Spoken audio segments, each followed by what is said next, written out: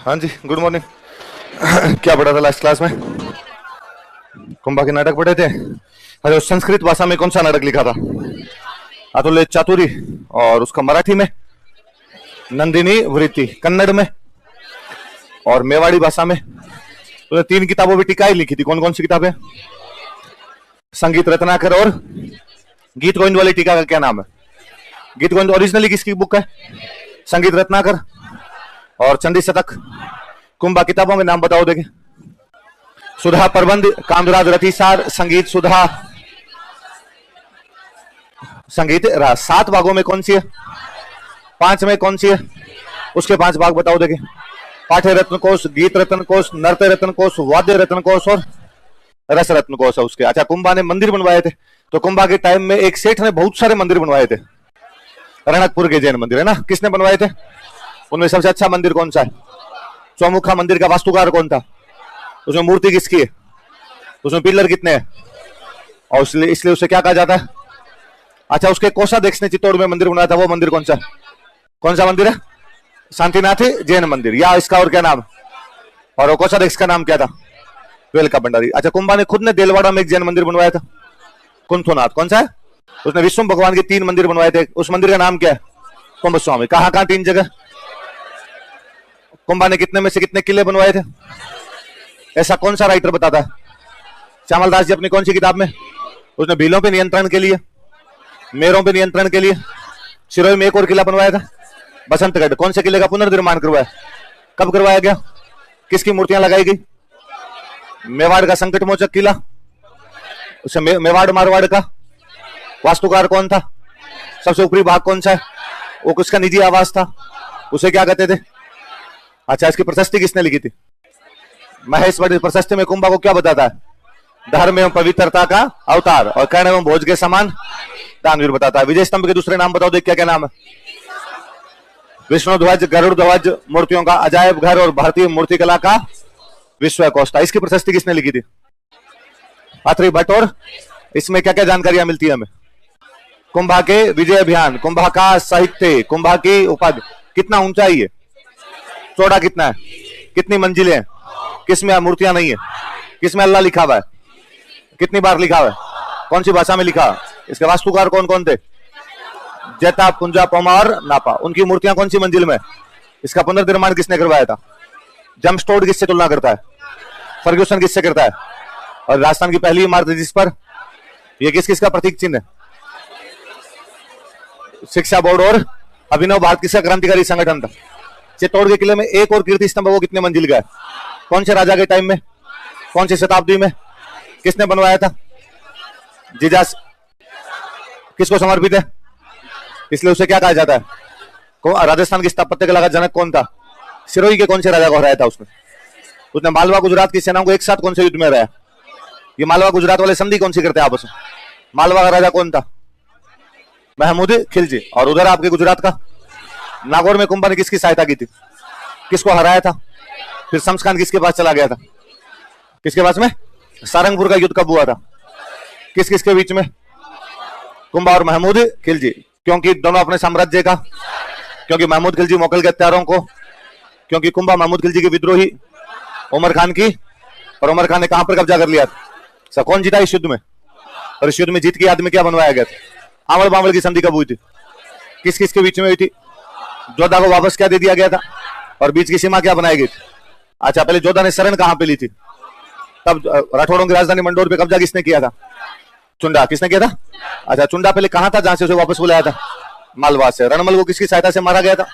रणमल ने सिसोदियों के कौन से नेता को मरवा दिया था? रणमल मेवाड़ के कौन कौन से राणाओं का संरक्षक था? मोकल और कुंभा। कुंभा के पिताजी का नाम, मम्मी का नाम, आगे लिखो।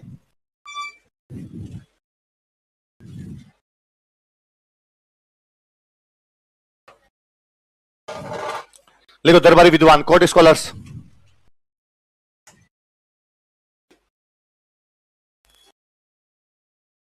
दरबारी विद्वान।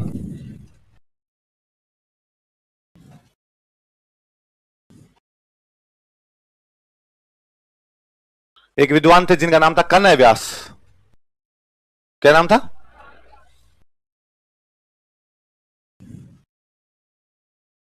जिन्होंने एक बहुत अच्छी बुक लिखी। इस बुक का नाम है एकलिंग महात्म्य। क्या नाम बुक का? एकलिंग महात्म्य। और मेवाड़ वाले खुद को किसका दीवाना मानते थे? एकलिंग जी। तो एकलिंग जी का नाम लेते हुए बुक लिख दी, तो बुक का नाम हो गया एकलिंग महात्म्य।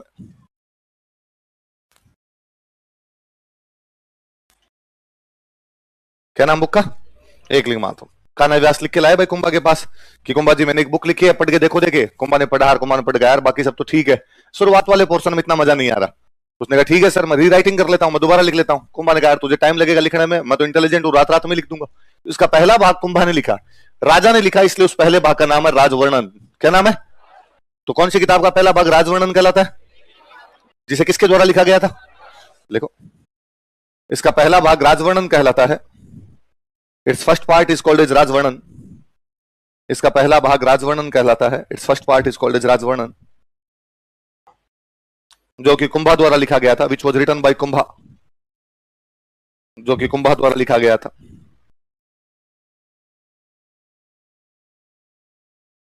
जो कि कुंभा द्वारा लिखा गया था, which was written by Kumbha.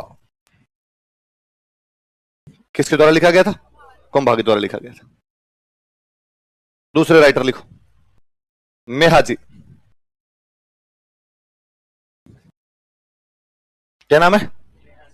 Mehaji Sant type के आदमी थे, तीर्थ यात्राएं करते रहते। क्या करते रहते? तो उन्होंने जो किताब लिखी उस किताब का नाम भी है तीर्थमाला।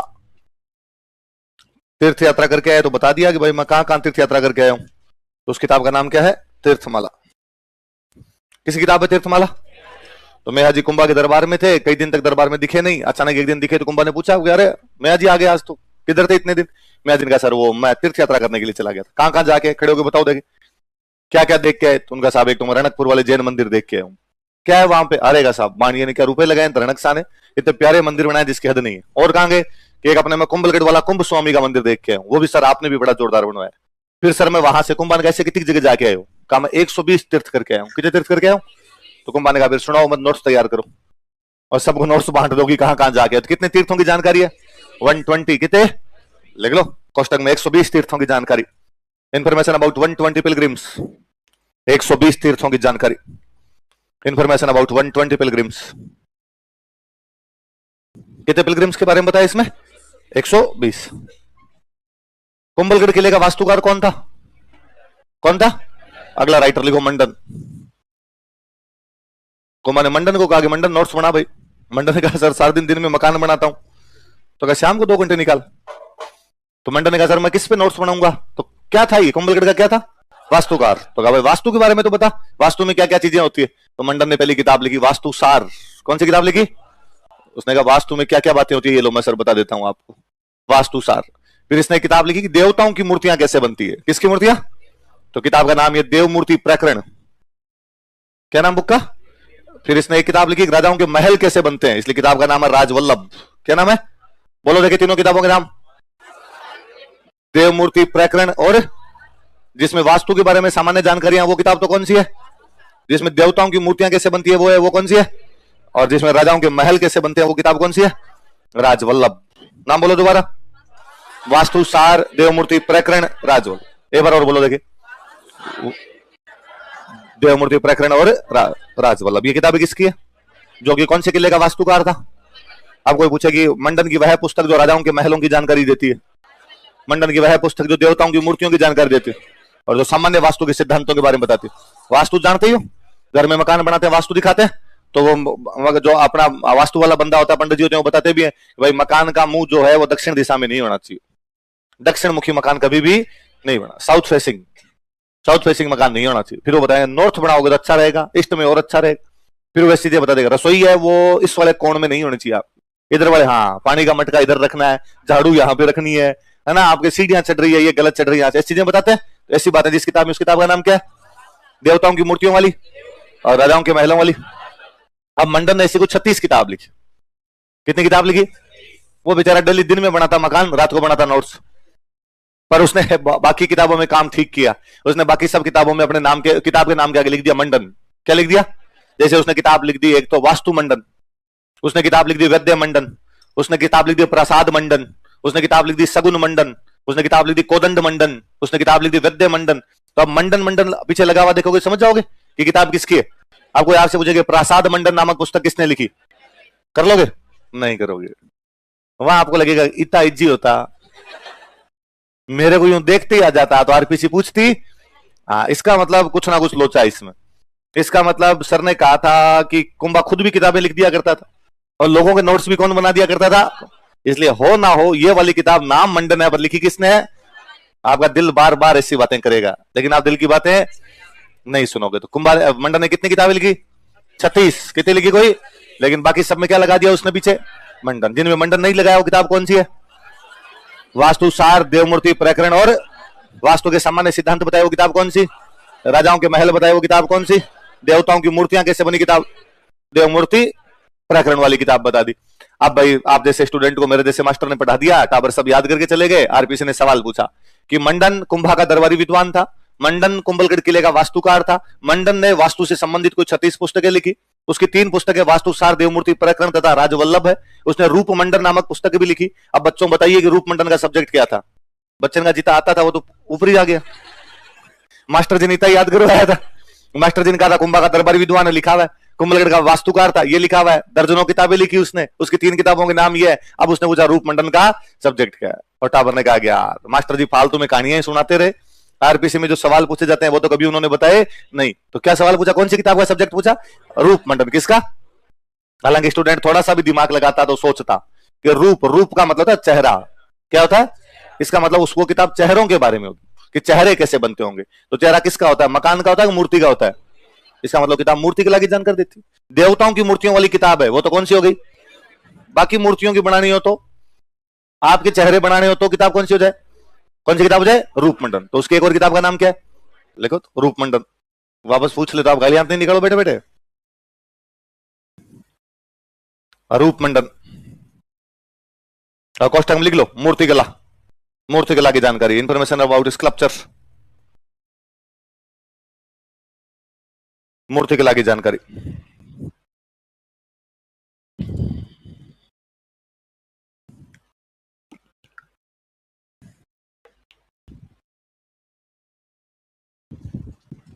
एक और लिख लो कोदंड मंडन।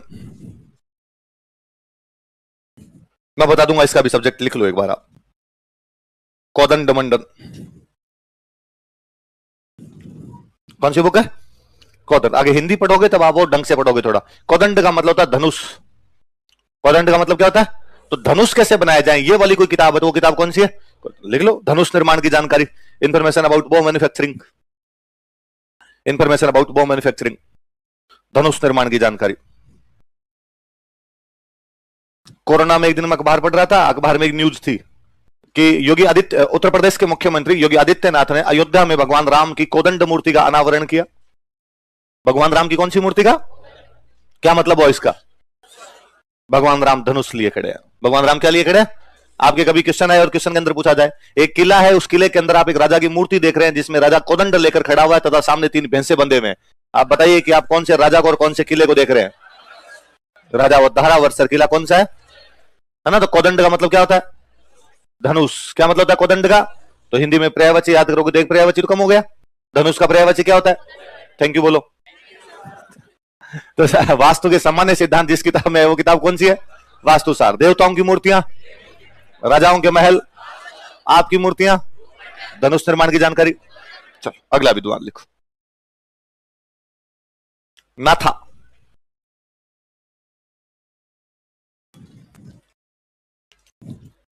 कौन बंदा बताओ देखिए? नाथा। लिखो यह मंडन का भाई था।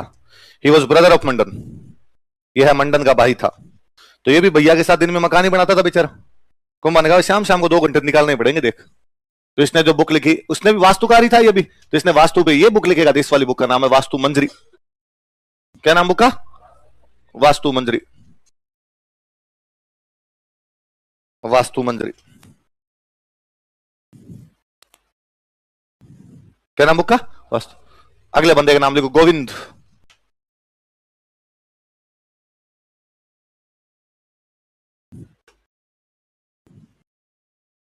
क्या नाम बुक का? लिखो, सॉरी बंदे का नाम क्या है? गोविंद। लिखो यह मंडन का बेटा था। ही वॉज सन ऑफ मंडन। पूरा परिवार दिन में बनाता मकान, रात को तैयार करता नोट्स। तो गोविंद ने देखा कि यार पापा और चाचा सेम काम करते हैं, तो इसने मैं भी यही काम कर लूंगा। ये थोड़ा जवान टाबर था, तो इसकी किताबों के नाम भी वैसे मिलेंगे आपको। द्वार दीपिका, दीपिका दरवाजे पे खड़ी रहती है अपने, द्वार दीपिका।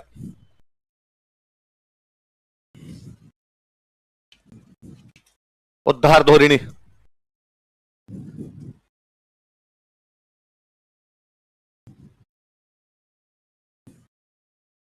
कला निधि,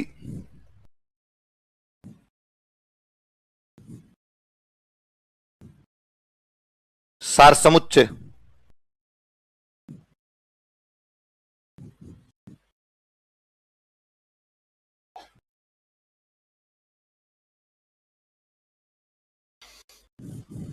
क्या नाम बताओ देखिए एक बार किताबों के। द्वार दीपिका, उद्धार धोरिणी, कला निधि और सार समुच्चय। क्या क्या दोबारा बताओ। द्वार दीपिका, उद्धार धोरिणी, कला निधि और लिखना आप कुछ मत, एक बार देखो इधर। पहला किताब कौन सी है? दरवाजों के बारे में ऋषि जो किताब लिख दी वो किताब कौन सी हो गई? द्वार। दूसरी कौन सी है? उद्धार का मतलब था दोबारा, उद्धारक मतलब दोबारा वहां का राजा बना, बचाने वाला एक प्रकार से। मकान गिर रहा है उसको यदि बचाया, मतलब पुनर्निर्माण टाइप की जो बातें लिखी वो किताब कौन सी हो गई? उद्धार दो। अगला कौन सा? ये इसकी सबसे अच्छी किताब कला निधि वाली जो किताब है, बहुत अच्छी किताब है। ये आप मान लो कि उस टाइम की पीएचडी है। आज कोई बंदा पीएचडी करता है तो क्या करता है वो, कि कोई एक टॉपिक उठाता है और उस टॉपिक पे खूब सारी बात लिख देता है। ये करता है भाई, पीएचडी के टॉपिक बहुत सूक्ष्म टॉपिक होते हैं कि पीएचडी करने, कई बार यूं अक्सर पूछते हैं भाई वो किस सब्जेक्ट पे पीएचडी कर रहा है, तो अपने कहते हैं भाई हिस्ट्री में कर रहा है, ज्योग्राफी में कर रहा है। नहीं, वो टॉपिक बहुत छोटे होते हैं। ये तो भाई पूरा सब्जेक्ट ही हो गया। टॉपिक जैसे होंगे कि कुंभा की संगीत राज, अब कुंभा की संगीत राज पे अगला 500 पेज लिखेगा। कितने पेज लिखेगा? तो अब वो संगीत राज के बारे में बताया, संगीत राज के ये 5 चैप्टर है, इन चैप्टर में ये बात लिखी हुई है, ये बातें इन किताबों से ली गई थी, इससे पहले ये लिख दिया गया था, इसका मतलब ये होता है। मतलब उसका पूरा चीर फाड़ कर देना क्या है? पीएचडी। यही तो मतलब वो। आप किसी टॉपिक पे बहुत ज्यादा बोलने लग जाओ तो अपने नहीं कहते किसी को, अरे इस पे तो तूने पीएचडी कर ली, मतलब उसको ज्यादा आता है। इस बंदे ने ये जिस टॉपिक पे लिखी है उसको तो सोच के भी हैरानी होती है। इसने लिखा है कि मंदिरों के शिखर कैसे बनते हैं। मंदिरों के शिखर समझते हो? तो जो मंदिर का ऊपर वाला पोर्शन होता है इसको अपने क्या बोलते हैं? इसने यार खाली शिखरों पे किताब लिख दी। मुझे कई बार लगता है कि यार अपने क्लास में इतने जने बैठे हैं, अपने को अभी कह दिया जाए कि 10 मिनट में लिखो शिखर के ऊपर, 10 मिनट में आप लिख दो, तो अपने 10 मिनट भी नहीं लिखा जाए, या एक पेज भर दो शिखर पे, तो एक पेज नहीं भरा जाए, और अपने बाद वैसे लिखेंगे कि शिखर बहुत ऊंचे होते हैं। हर मंदिर में शिखर बनाया जाता है, बिना शिखर के मंदिर नहीं, और बिना मंदिर के जहां जहां शिखर है वहां वहां मंदिर है, और जहां जहां मंदिर है वहां वहां, यदि आपको दूर से शिखर दिखाई देता है इसका मतलब मंदिर है, और मंदिर दिखाई दे रहा है इसका मतलब क्या क्या लिखेंगे? और है ना, कई बार शिखर बहुत ऊंचे होते हैं, कई बार गांव वालों के पास पैसे कम पड़ जाते हैं, शिखर नीचे बना देते हैं। शिखर के ऊपर हमेशा झंडा रहता है, हवा चलती है तो झंडा लहराता है, नहीं चलती तो झंडा कई बार शांत भी रहता है? और क्या होगा अपने पास में? यही जानकारी होगी यार इसी प्रकार की। या ऐसे लिख सकते हैं कि शिखर तिकोना होता है, शिखर वर्गाकार होता है, शिखर आयताकार होता है, शिखर पिरामिडाकार होता है, इतना ऊंचा होता है, इतना लंबा होता है। इस बंदे ने यार पूरी बुक लिखी। भारत की एकमात्र पुस्तक है जो केवल शिखर निर्माण जैसे टॉपिक पर लिखी गई। वो बंदा कौन है? गोविंद। वो किताब कौन सी है? तो कला निधि के आगे 15-20 स्टार लगा लो और आगे लिख लो पेपर आउट है, इस बार क्वेश्चन आएगा। चुपचाप हंसो मत, पता चल जाएगा लोगों को पेपर आउट करवा रहे हैं बेटे बेटे। और उसी क्वेश्चन में लिख लो शिखर निर्माण की जानकारी, इंफॉर्मेशन अबाउट कंस्ट्रक्शन ऑफ शिखर, शिखर निर्माण की जानकारी, इंफॉर्मेशन अबाउट कंस्ट्रक्शन ऑफ शिखर।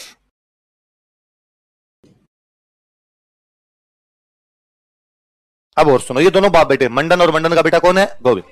दिन में क्या बनाते? मकान। रात को क्या तैयार करते? सुबह जल्दी उठ के बनाते दवाइयां। क्या बनाते? ये डॉक्टर थे दोनों।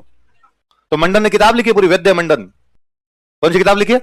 पर आपने इसलिए नहीं लिखते कि यार ये तो नाम से पता चलता है वैद्य, मतलब वैद्य की जानकारी है। मंडन ने लिखी तो मंडन की किताब है। तो ये डॉक्टर थे, जड़ी बूटियों से दवाइयां तैयार क्या करते थे। उस टाइम के विस्काधीराज थे। क्या थे दोनों? विस्काधीराज थे। तो ये वाली जो किताब है ये पूरी दवाइयों पे, सार समुच्चय। कौन सी किताब? अब पहले दवाइयां कौन सी होती है? आयुर्वेदिक होती है, होम्योपैथिक होती है, यूनानी होती है, अंग्रेजी होती? आयुर्वेदिक होती। तो कौन सी दवाइयों की जानकारी मिलेगी? तो लिख लो आयुर्वेद की जानकारी, इंफॉर्मेशन अबाउट आयुर्वेदा, आयुर्वेद की जानकारी, इंफॉर्मेशन अबाउट आयुर्वेदा, आयुर्वेद की जानकारी।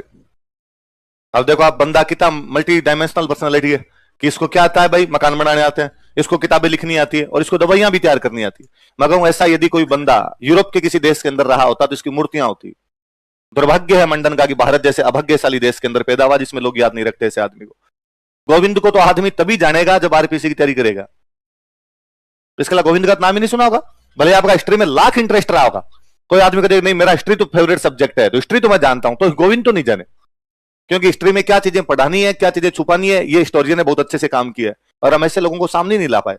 बनिस्बत आपके मैं सामने अभी नाम दूं लियोनार्डो दा विंची, आपको हाँ सर विंची का नाम सुना हुआ है, क्यों सुनते हैं हम लियोनार्डो दा विंची का नाम? तो सर उसने एक पेंटिंग बनाई थी, क्या बनाई थी? और वर्ल्ड हिस्ट्री पढ़ोगे तो डेली उसको पढ़ोगे आप, कि लियोनार्डो दा विंची वो आदमी था जो पेंटिंग भी बना लिया करता था, वह मूर्तियां भी बना लिया करता था, वह मकान भी बना लिया करता था, इसका मतलब उसको खूब सारी चीजें करनी आती थी, इसलिए हम कहते हैं कि वो रेनेसा मैन थे। कैसे मैन थे? रेनेसा का मतलब पुनर्जागरण, रेनेसा का मतलब क्या है? और कहते हैं भाई यूरोप में जब पुनर्जागरण हुआ था तो पुनर्जागरण के अंदर जितने भी लोग थे ऑलराउंडर टाइप के थे, कई सारे काम जिन लोगों को आते उन लोगों को अच्छा माना जाता था, जिनको एक एक काम आते उन लोगों को अच्छा नहीं माना जाता था। इसलिए लियोनार्डो दा विंची पढ़ोगे आप, माइकल एंजेलो पढ़ोगे आप, राफेल पढ़ोगे, यार ये वो लोग थे जिनको कई सारे काम एक साथ आया करते थे। हमारे गोविंद को नहीं आ रहे, आ रहे ना? सेम की सेम बात ही तो है, कहां चेंज हो रहा है इसके अंदर? आपके मूर्तियां बनाना ये जानता है, मकान बनाना ये जानता है, किताबें लिखना ये जानता है, दवाइयां बनाना ये जानता है, तो जब दुनिया विंची को जाने तो गोविंद को क्यों ना जाने? दुर्भाग्य भारत है, भारत की कहानियां, भारत की इतिहास अभी तक रानियों के पल्लुओं से बाहर नहीं आ पा रहा है। अपने को भी सब इंटरेस्ट उन्हीं के अंदर आता है, कौन सी रानी कितनी फूट रही थी, है ना, कौन से तोते ने उसके आगे कहानी सुनाई थी, अभी तक अपने वहीं भटक रहे हैं, आत्मा बाहर नहीं निकल पा रही है वहां से। धीरे धीरे सभ्य होंगे और ज्यादा तब समझ में आएगा कि गोविंद जैसे लोगों का क्या महत्व है, इन किताबों का क्या महत्व रहा होगा उस दौर के अंदर। उन दिनों में कौन सोचा करता था कि पीएचडी जैसी चीजें भी होती है? उस बंदे ने बाकायदा शिखरों पर लिखी है, एकमात्र किताब पूरे भारत में शिखरों पर कोई दूसरी किताब नहीं है जो केवल शिखर निर्माण पे लिख दी गई है। एक बंदे ने पूरी पूरी बुक लिखी यार, किसी बुक के किसी एक पन्ने में शिखरों के बारे में बता दिया वो बात अलग है, पूरी बुक ही एक सब्जेक्ट के ऊपर लिख देनी, ये काम किसी बंदे ने किया, तो बंदा कौन है अपना? तो अपने को याद रहना चाहिए गोविंद अपना। तो कितनी किताबें कौन थी बताओ, देंगे नाम बताओ, 4 किताबों के, द्वार दीपिका, उद्धार दौरिणी, कला निधि और केवल शिखरों की जानकारी देने वाली किताब, आयुर्वेद की जानकारी देने वाली। तीनों बाप बेटों के इनके नाम बताओ, देखिए तीनों क्या क्या नाम है? मंडन न था, और मंडन की किताबों के नाम बताओ दोबारा एक बार। वास्तु सार, देवमूर्ति प्रकरण, राजवल्लभ, रूप मंडन, और कोदंड मंडन का सब्जेक्ट क्या है? और रूप मंडन का, राजवल्लभ का राजाओं के महल, देवमूर्ति प्रकरण का देवताओं की मूर्तियां, वास्तु सार का वास्तु का सार, वास्तु की सामान्य जानकारी। अगले विद्वान लिखो हीरानंद मुनि। क्या मजा आ गया आपको? तो आप लगा कुछ तो कम पढ़ना पड़ेगा, दिख रहा है? ओ थोड़ी देरों में आंखों की पुतलियां फैल जाती है, ऐसा साइंस का सिद्धांत कहता है, सब दिखेगा आपको। वो उधर वाले और खोलो, पर्दे हटा दो सब आज। हीरानंद मुनि क्या बात है सुनील? लाइट गई? ये तो दिख ही रहा है लाइट गई है तो। कौन लिखा है? हीरानंद। ये कुंभा के गुरु जी थे, आगे लिख लो खाली, कुंभा के गुरु हीरानंद मुनि। मुनि बाबा नहीं होते, ऋषि मुनि, वो लिखना है बस मुनि। हीरा तो लिख ही लोगे, सूर्यवंशम देखी होगी आपने। हीरानंद मुनि कुंभा के गुरु। सेट मैक्स पे आती है, फिक्स है सेट मैक्स वालों की। हाँ, उनकी क्या है मतलब ऐसे उस मूवी से? हाँ 100 साल की डील है कि 100 साल तक दिखानी पड़ेगी? 100 साल का पेटेंट किया हुआ है कि 100 साल तो दिखानी पड़ेगी, उससे भी आगे दिखानी पड़ेगी। ठीक है, कितनी पीढ़ियां देख जाएगी। तो हीरानंद मुनि जो थे ये कौन थे? कुंभा के गुरु जी। तो कुंभा नॉर्मल कोचिंग जाता हो तो कौन से सर के पास जाता? हीरानंद मुनि। और शाम की म्यूजिक क्लास कहां ज्वाइन कर रखी? सारंग व्यास। कौन थे? अगले एक और लिखो, तिल्ला भट्ट। तिल तिल होते हैं, तिल, तिल का तिल्ला कर लो। और भट्ट, भट्ट तो समझते हो आप, महेश भट्ट, अत्री भट्ट, वैस वो आलिया भट्ट। हाँ आलिया भट्ट पहले समझते हो आप। कौन सी मूवी आ रही है अभी? ब्रह्मास्त्र आ गई क्या? आएगी अभी? कैसी का ट्रेलर वगैरह कैसे है? हाँ बकवास है? ठीक है यार, आलिया भट्ट बकवास लगती है आपको? तो रणबीर कपूर की मतलब 2 मूवी आ रही है, एक ट्रेलर और जा रही बना शमशेरा, तो दोनों एक साथ आएगी? वो लेट है। हाँ वो कब आएगी? 22 जुलाई को। और शमशेरा, शमशेरा 22 जुलाई। ब्रह्मास्त्र, अच्छा ब्रह्मास्त्र बाद में?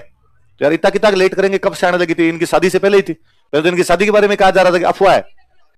हाँ हाँ शादी प्रमोशन के लिए कर रहे हैं, पहले यही था कि थोड़े दिन बाद में करेंगे बस तलाक तलाक तलाक, हम तो मूवी के लिए कर रहे थे ये सब। अच्छा तो तिल्ला कौन, एक और कौन विद्वान हो गए? तिल्ला भट्ट हो गए। अब कुंभा ने अपने दरबार में जैन विद्वान रखे थे। कौन से विद्वान रखे? लिखो इसी में नीचे हेडिंग डालो, कुंभा के जैन विद्वान, जैन स्कॉलर्स ऑफ कुंभा, कुंभा के जैन विद्वान। तिल्ला भट्ट के आगे नहीं लिखना, नया हेडिंग डालना है।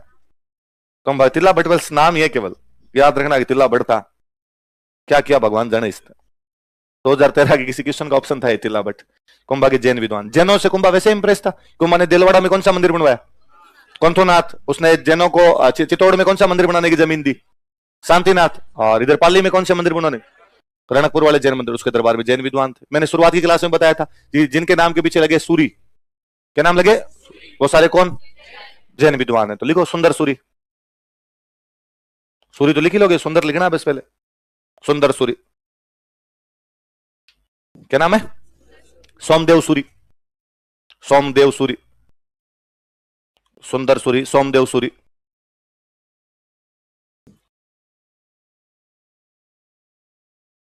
एक नाम लिखो जय शेखर। जय शेखर।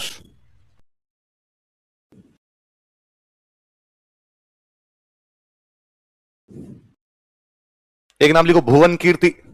भुवन है, भुवन, भवन मत लिख लेना, भुवन। आमिर खान का लगान में नाम है भुवन कीर्ति। तो कौन कौन चार विद्वान हो गए बताओ देखे नाम? सुंदर सूरी, सोमदेव सूरी, जय शेखर, भुवन कीर्ति। दोबारा बताओ देखे। सुंदर सूरी, सोमदेव सूरी। इसका मतलब कुंभा सेक्युलर बंदा है, वो भेदभाव भी किसी प्रकार का। और कुंभा जैनों की तो खूब ही रखता था। उन दिनों जैनों के दो बड़े तीर्थ स्थान हुआ करते, एक तो अपना रणकपुर, एक दिलवाड़ा। कौन कौन से थे? जैनों को यदि तीर्थ यात्रा करने के लिए जाना तो कहां कहां जाया करते थे? या तो रणकपुर जाते, कहां पे जाते? दिलवाड़ा। तो पहले जब तीर्थ यात्रा करने के लिए कोई जाता तो उन पे कर लगता, तीर्थ यात्रा कर क्या लगता था। पर कुंभा ने जैनों का खत्म कर दिया। कुंभा ने कहा भाई आज के बाद जैन यदि रणकपुर या दिलवाड़ा जाएंगे तो उन पे किसी भी प्रकार का कर नहीं लगेगा। तो कोई पूछेगा कौन से मेवाड़ के राजा ने जैनों का तीर्थ यात्रा कर समाप्त कर दिया था? या कुंभा ने जैनों का कौन सा कर समाप्त कर दिया था? या कुंभा ने तीर्थ यात्रा कर कौन से संप्रदाय के लिए समाप्त कर दिया था? लिख लो, नीचे एक लाइन लिखो, यही स्टार लगा के लिखो। कुंभा एक धर्मनिरपेक्ष राजा था। Kumbha was a secular king. Kumbha एक धर्मनिरपेक्ष राजा था। Kumbha was a secular king.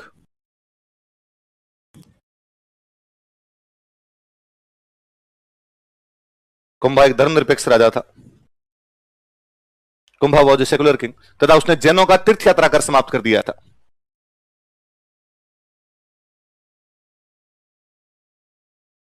And he removed pilgrimage tax of Janus.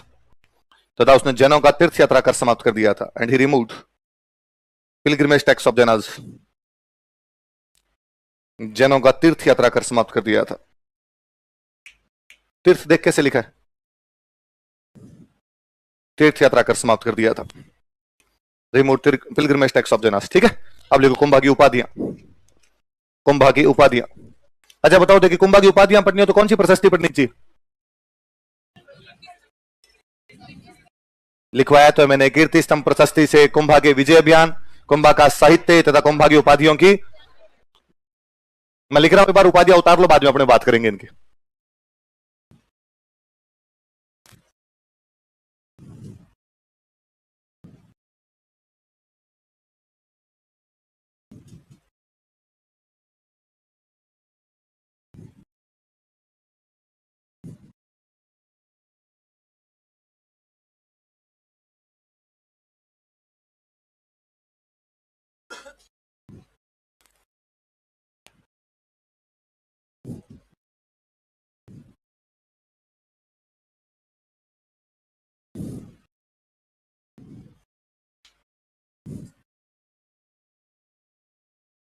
क्या हो गया इसके?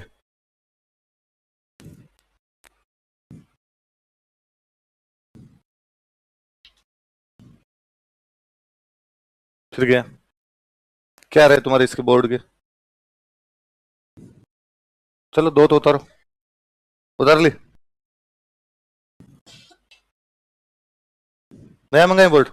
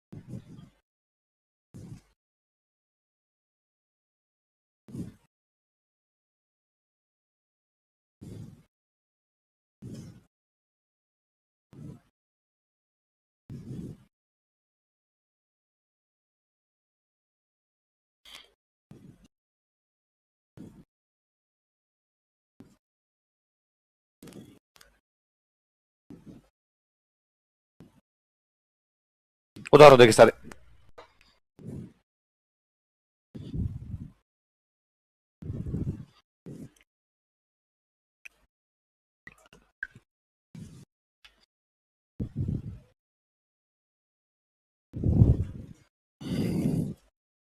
बोलो देखिए एक बार क्या क्या उपाधियां। हिंदू सुल्तान, अभिनव भट्टाचार्य या नव्य भट्ट, दोनों एक साथ बोलो क्या क्या। अभिनव भट्टाचार्य या नव्य।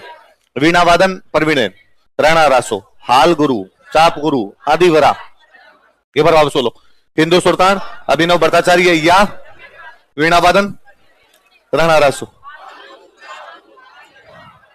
अब इधर देखना बोर्ड पे ना, पेन वेन में चलाना कोई भी। इधर देखो केवल पहला क्या लिखा हुआ है। सुल्तान का मतलब होता है रक्षक। सुल्तान का मतलब क्या होता है। तो अब उपाधि क्या होगी बताओ। देखिए हिंदुओं का रक्षक, वो मुसलमान राजाओं के खिलाफ लड़ रहा था, इसलिए स्वाभाविक बात है कि उसकी उपाधि क्या हो जाएगी, हिंदू। ये उसी प्रकार है जैसे बापा रावल की उपाधि है हिंदू सूरज, जिस प्रकार हमीर की उपाधि है प्रबल हिंदू, वैसे कुंभा क्या कह दिया गया, हिंदू। कोई पूछेगा कुंभा ने मुसलमान राजाओं के खिलाफ लड़ाइयां लड़ी, हिंदुओं की रक्षा की, इसलिए उसे क्या कहा जाता है। अच्छा दूसरी उपाधि बताओ देख क्या। अभिनव भट्टाचार्य या, दोनों बताओ देखिए दोबारा बोलो। अभिनव भट्टाचार्य या नव्य। भारत में बहुत पुराने टाइम में, बहुत ज्यादा पुराने टाइम में, दूसरी शताब्दी ईसा पूर्व में, कब की बात है, दूसरी शताब्दी, सेकंड सेंचुरी बीसी के अंदर एक बहुत महान कवि हुए, एक बहुत महान विद्वान हुए, जिन विद्वान का नाम था भरत। क्या नाम था। और भरत ने एक किताब लिखी थी, इस किताब का नाम है नाट्य शास्त्र। क्या नाम है, भरत मुनि किताब का नाम बताओ। कब लिखी गई, दूसरी शताब्दी ईसा पूर्व, सेकंड सेंचुरी बीसी में। किसके द्वारा, भरत मुनि के द्वारा। कौन सी किताब लिखी गई, क्या नाम बुक का दोबारा बताओ। क्या नाम है, नाट्य शास्त्र। वो बुक है जो तीन चीजों की बात करती है, म्यूजिक, डांस और ड्रामा। किसकी बात करती है, संगीत, नृत्य और नाट्य। किस किस की बात करती है, संगीत, नृत्य और नाट्य। मतलब गाना, संगीत, नृत्य मतलब नाचना, नाट्य मतलब एक्टिंग। नाट्य मतलब क्या हो गया, आप कभी ये देखा करो भरतनाट्यम, कथक ये देखा करो, उसमें वो केवल डांस ही नहीं कर रही होती, डांस के साथ साथ एक्टिंग भी कर रही होती। कि माँ यशोदा भगवान कृष्ण को खिला रही है, खाना खिला रही है, तो भगवान कृष्ण के चेहरे पर किस प्रकार के भाव आ रहे हैं वो डांस के माध्यम से बताएगी। भगवान कृष्ण बांसुरी बजा रहे हैं तो वो डांस करते करते बांसुरी बजाने वाले एंगल के अंदर खड़ी हो जाएगी। तो ये अपने आप में क्या होता है, नाट्य। क्या बोलते हैं इसको।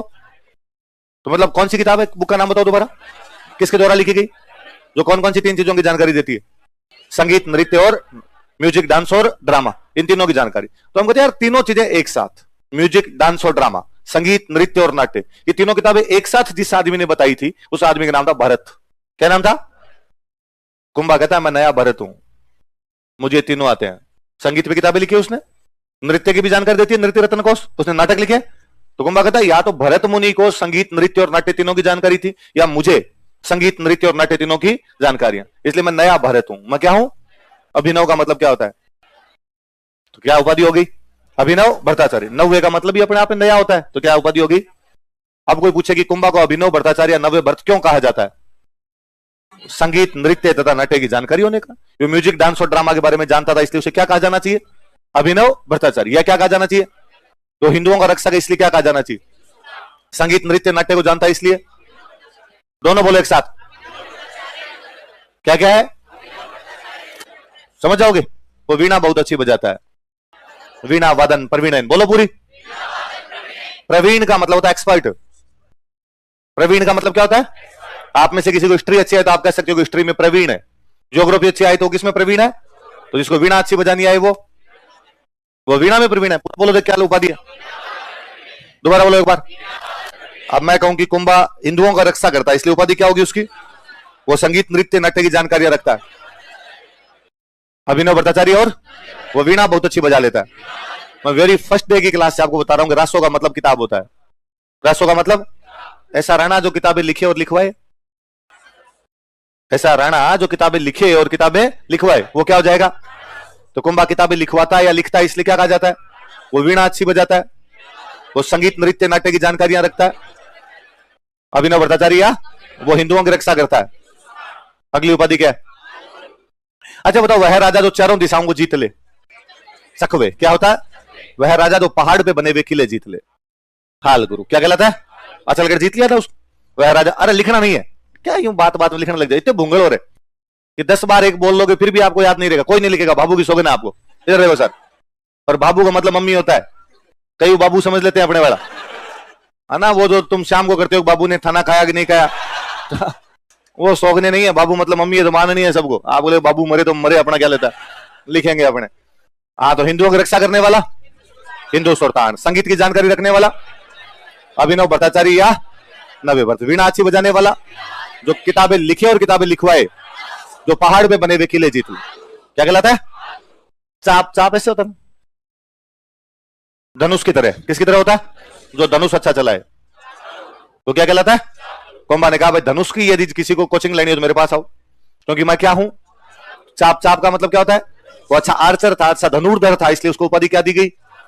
वो हिंदुओं की रक्षा करता है, संगीत नृत्य नाट्य की जानकारी रखता है, वो वीणा अच्छी बजाता है, वो किताबें लिखता और लिखवाता है, वो पहाड़ पे बने किले जीतता है, वो आपके धनुष बहुत अच्छा चलाता है।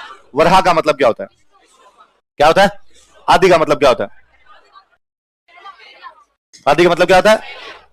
आप में से क्लास के अंदर कोई सबसे अच्छे नंबर लेके, मैं कहूं ये आदि विद्यार्थी है, 1 नंबर। कैसा विद्यार्थी है? कुंभा कहता है विष्णु भगवान का पहला भक्त हूं मैं, विष्णु भगवान का, इसलिए उपाधि क्या हो गई? क्या हो गई? अगली उपाधि क्या है? भागवत का मतलब भी विष्णु भगवान होता है। भगवान विष्णु के जो भक्त हुए उनको क्या कहा गया? भागवत। परम का मतलब क्या होता है? सबसे बड़ा। भारत में सबसे बड़ा वीर होता है, उसको कौन सा पुरस्कार मिले? तो भगवान विष्णु का सबसे बड़ा भक्त, उसको क्या कहा जाए? तो कुंभा कहता है यूं लाइन बनाओगे तब तो मैं सबसे आगे खड़ा हूंगा, आदि बढ़ाऊं, ऊपर नीचे लाइन बनाओगे सबसे ऊपर ऊपर मैं रहूंगा, मैं परम भागवत हूं। कोई पूछेगा आपसे कि कुंभा भगवान विष्णु का भक्त था, इसलिए उसने कौन सी 2 उपाधियां धारण की? कौन सी उपाधियां?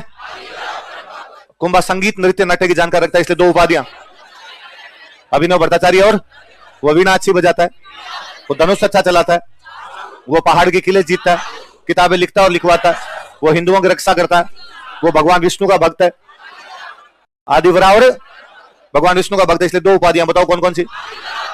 संगीत का जानकारी, इसलिए 2 उपाधियां, अभिनव भट्टाचार्य और वो वीणा अच्छी बजाता है, वो पहाड़ के किले जीतता है, वो धनुष अच्छा चलाता है, किताबें लिखता और लिखवाता है, वो हिंदुओं की रक्षा करता है। अभी लिखने पड़ेंगे आप, 2 दिन तक और ऐसे बोलेंगे तब तो याद हो जाएंगे। चलो फिर ठीक। अब देखो कुंभा 3 दिन से पीछा नहीं छोड़ रहा है ना। पहले दिन कुंभा की राजनीतिक उपलब्धियां पड़ी, दूसरे दिन कुंभा वाली सांस्कृतिक शुरू की, आज भी अभी तक कुंभा ही है। तो आप जैसे कुंभा से तंग आ गए, वैसे कुंभा का बेटा भी कुंभा से तंग आ गया, उद्दा। क्या नाम था? उसने कहा ना बूढ़ा मरदा थे ना मंजा चढ़दा, ना तो मर रहा ना चारपाई छोड़। फिर उसके दोस्तों ने और भड़काया कि उद्दा तुम्हारा नंबर कब आएगा, बूढ़े तो हो गए तुम, राजा कब बनोगे? उसने कहा डैडी मरेंगे तो बनूंगा मैं, तेरा डैडी भीष्म पितामह है, इच्छा मृत्यु का वरदान लेके आया, ये जल्दी से नहीं मरेगा। तो उद्दा को लगा अब तो कटका निकालना ही पड़ेगा बापू का, बापू ऐसे तो मरेगा नहीं। तो कहते हैं कि कुंभा कुंभलगढ़ के किले में रहता। किसमें रहता? हमने पढ़ा कुंभलगढ़ का सबसे ऊपरी स्थान, और वो कुंभा का जिसे क्या कहा जाता था? तो कहते हैं कुंभलगढ़ के किले में एक शिवलिंग है। कुंभलगढ़ किले में क्या है?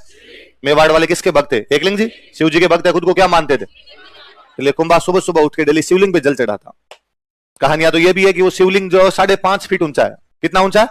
5.5 का मतलब मेरे लगभग कंधे तक। और कहते कुंभा बैठा बैठा पानी चढ़ा दिया करता। कितना डाकी टाइप का आदमी रहा होगा कि 5.5 फीट तो बैठा बैठा था, तो खड़ा हो जाता तब तो टाबरों को लगता हाउ है, हाउ हाउ हाउ जानते हो? हाउ जानते हो सब? ऐसा कौन है जो आप में से हाउ नहीं जानता? पता चले इंग्लिश मीडियम वाले कौन कौन है। चलो हाउ नहीं जानते? ये तो आपको बचपन में घरों में डराया नहीं है? बचपन में थोड़ा सा शाम के टाइम बाहर दे, बाहर मत जाना, क्यों? क्या आ जाएगा बाहर? हाउ आ जाएगा। हाउ हाउ कहते ही डर लगता। आप इंग्लिश मीडियम, आपको कैसे डराया होगा? करवाल डराया नहीं? इंग्लिश मीडियम वाले कहते सर ऐसे नहीं डरते थे हम। तो मैं अभी पिछले साल की 2021 की बात है शायद, गर्मियों के अंदर ये सोचा कि यार इस बार तो ना अपने पेरिस घूम के आएंगे, तो पेरिस का वीजा लगाने के लिए गए। हालांकि उन्होंने दिया नहीं हमारा थोबड़ा देख के। गरीबों तुम क्या करोगे पेरिस घूम के? तो लाइन लगी हुई पेरिस वाली वीजा वाली, दिल्ली गए तो वहां लाइन के अंदर, कोरोना जस्ट बाद की बात है, तो सब मुंह के यूं लगा लगा के खड़े, मास्क लगा खड़े, एक दूसरे से डरे भयंकर वाले से। लाइन में नंबर भी कैसा आएगा? तो मैंने साथ में दोस्त मैंने कहा एक बार छींक दो, तो जगह तो दे देंगे बाकी लोग, कदो कोरोना है देखेंगे आगे जान दो। हम लाइन में खड़े हैं, हमारे पास में पता नहीं कौन से देश की और लाइन लगी हुई थी, अमेरिका की लाइन थी, पता नहीं कौन सी लगी हुई।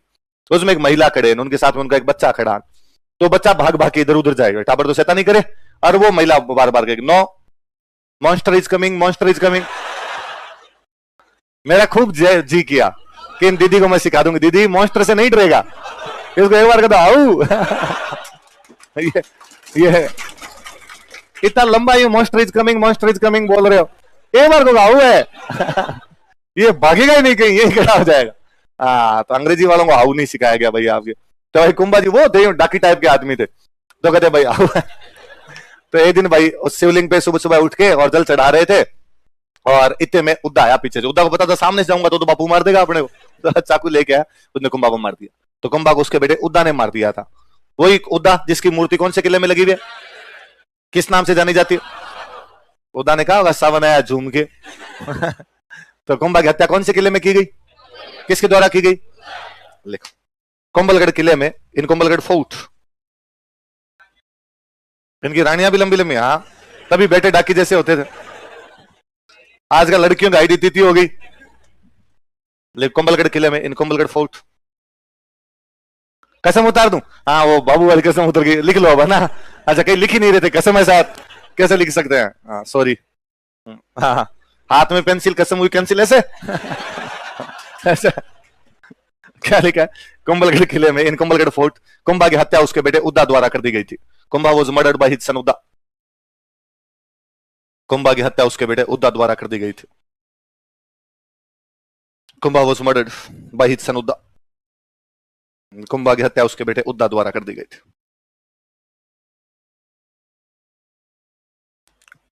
इसी में नीचे एक हेडिंग डालो, लिखो रमाबाई।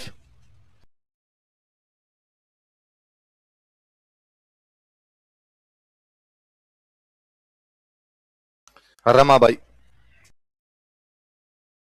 लिखो। यह है कुंभा की बेटी थी, she was daughter of Kumbha. यह है कुंभा की बेटी थी, she was daughter of Kumbha.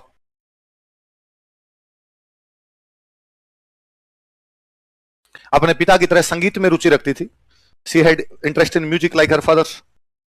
अपने पिता की तरह संगीत में रुचि रखती थी, she had interest in music like her father.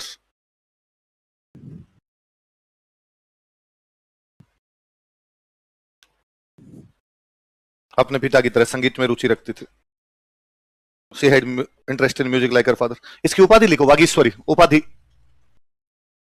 Vagishwari.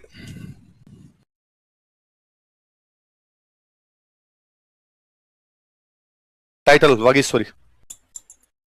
Vagishwari का मतलब होता है सरस्वती। क्या मतलब होता है? तो वैसे देखो, कोई बहुत अच्छा गीत गाता है, कोई बहुत अच्छा भाषण दे, कोई बहुत अच्छा बोले, तो अपने कहते अरे यार इसके कंठ में तो कौन विराजमान है? मां सरस्वती विराजमान है ना। या जैसे जो भी सिंगर वगैरह होते हैं, ये हमेशा गीत भी गाएंगे तो कहेंगे मां सरस्वती की कृपा से हमें ये आशीर्वाद मिला हुआ है ना। तो विद्या की देवी किसको माना गया? सरस्वती। या कला की देवी भी कौन? एक प्रकार से मां सरस्वती। तो रमाबाई को क्या उपाधि दी गई? क्या उपाधि दी गई? रमा का मतलब क्या होता है? लक्ष्मी। रमा का मतलब क्या होता है? तो अभी लक्ष्मी का पर्यायवाची आओगे तो क्या लिखोगे? और पर्यायवाची बताओ लक्ष्मी का। अरे एक मैंने बताया था वो बताओ। एक मैंने पहले एक दिन और बताया था, हरिप्रिया। कौन सा बताया था? मैंने कहा था हरिप्रिया मतलब पार्वती। क्या है? हरिप्रिया। हर हर का मतलब क्या होता है? महादेव। क्या है?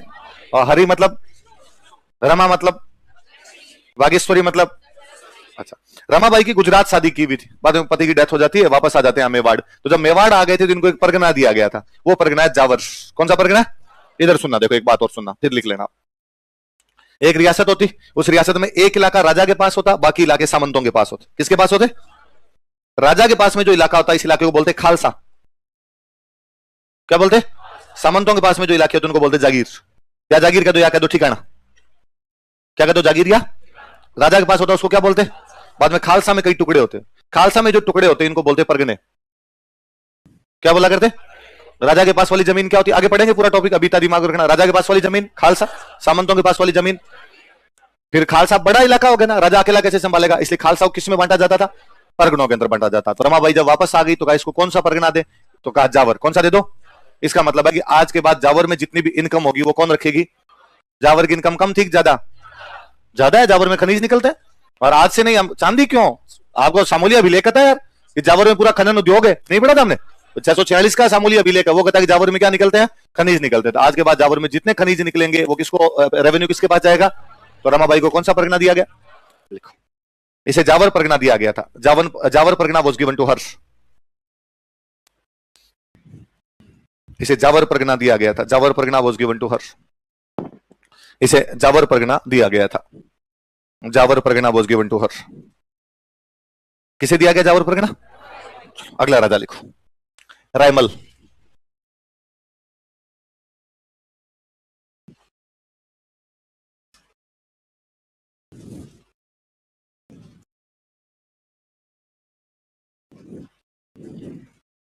अगला राजा कौन है? और अच्छा, जैसे हमने पढ़ा था कि भाई अरुणोराज जो था, अरुणोराज को उसके एक बेटे ने मार दिया था, जगदेव। किसने मार दिया? जगदेव राजा भी बनता है, लेकिन मंत्रियों संत्रियों ने कहा कि यार बाप का हत्यारा बेटा तो राजा कैसे बन सकता है, इसलिए उसका एक और बेटा था विग्रराज चतुर्थ। विग्रह चतुर्थ ने अपने भाई जगदेव को हटा दिया और खुद क्या बन गया? राजा। वैसे कुंभा को मारने के बाद राजा बनता है उद्दा। राजा कौन बना? उद्दा। पर लोगों ने रायमल को कहा कि यार रायमल छोटा बेटा था कुंभा का, उसने कहा कि भाई तेरा भाई उद्दा यार राजा तो बन गया, लेकिन ये तो बाप का हत्यारा है। तो रायमल ने कहा ठीक है, भाई का इलाज तो मैं कर दूंगा। तो रायमल और उद्दा के बीच में दो लड़ाइयां हुई।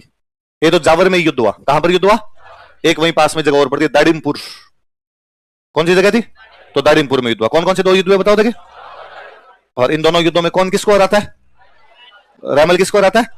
रायमल भी किसका बेटा है? लिख लो, पिता कुंभा। इतना लिखो एक बार तो केवल, पिता कुंभा, ताकि समझ में रहे आपकी बात।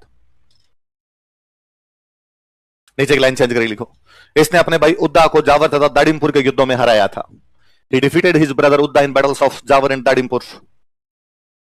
इसने अपने भाई उद्दा को जावर तथा दाड़िमपुर के युद्धों में हराया था। He defeated his brother Uddha in battle of Javar and दाड़िमपुर। कौन कौन से युद्धों में रहे बताओ देखिए? जावर और दाड़िमपुर। जावर तथा दाड़िमपुर के युद्धों में हराया था।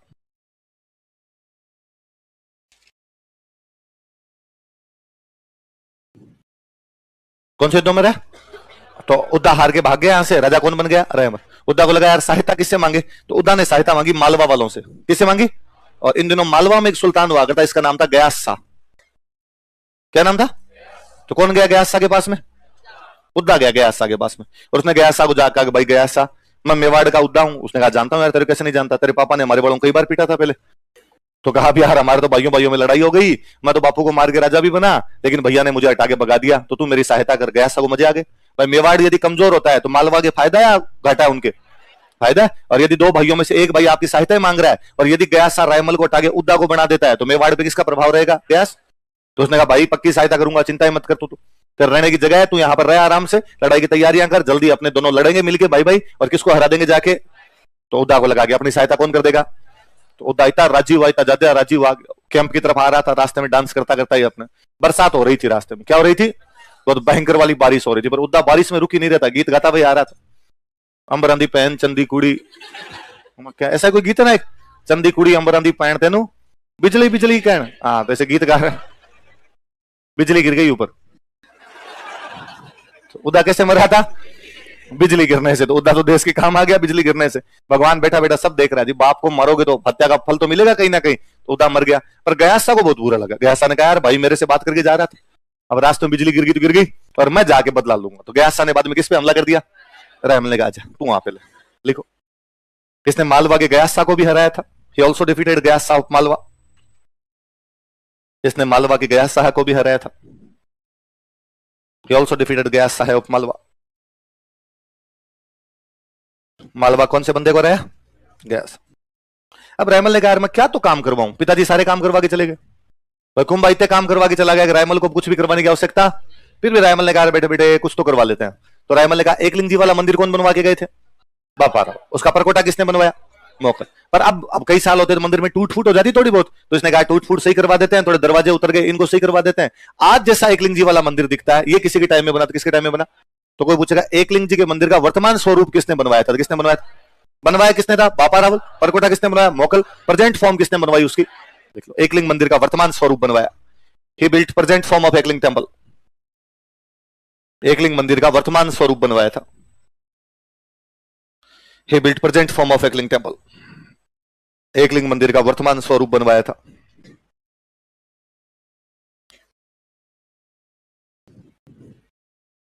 He built present form of Ekling temple. कौन से मंदिर का? एकलिंग। फिर एक चित्तौड़ के किले में एक मंदिर बनवाया, मंदिर का नाम है अद्भुत शिव मंदिर।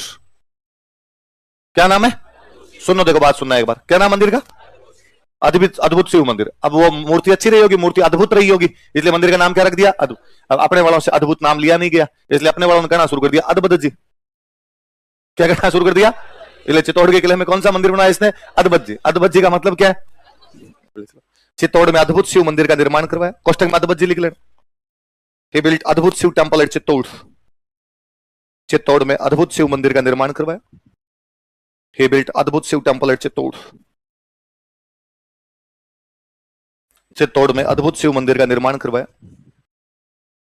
He built अद्भुत शिव टेम्पल एट चित्तौड़। चित्तौड़ में अद्भुत शिव मंदिर का निर्माण करवाया।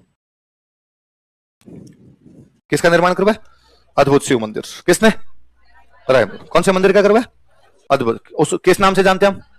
अच्छा बताओ, कुंभा ने विष्णु भगवान का मंदिर बनाया, उसका नाम क्या था? कुंभ स्वामी। क्या नाम था? कुंभा की बेटी का नाम क्या है? रमाबाई को कौन सा जागीर, कौन सा परगना दिया गया? तो जावर में रमाबाई भी विष्णु भगवान का मंदिर बनवाती है। रमाबाई कहती है पापा ने विष्णु भगवान के मंदिर बनवाए, तो नाम रखा गया कुंभ स्वामी। क्या नाम था? मैं लिख दूंगी रमा स्वामी। कुंभा ने कहा कि वो मेरे स्वामी है, रमा ने कहा कि मेरे तो खुद के भी स्वामी। तो जावर में कौन सा मंदिर बनवाया? रमा स्वामी। रमा स्वामी मंदिर कौन से भगवान जी का? कौन से का? लिखो। रमाबाई ने जावर में रमा स्वामी मंदिर का निर्माण करवाया। Ramabai built Rama Swami temple at Jawar. Ramabai इसकी बहन है, रायमल की बहन हो गई। रमाबाई ने जावर परगना मिला था उसको। जावर में रमा स्वामी मंदिर का निर्माण करवाया। Built Rama Swami temple at Jawar.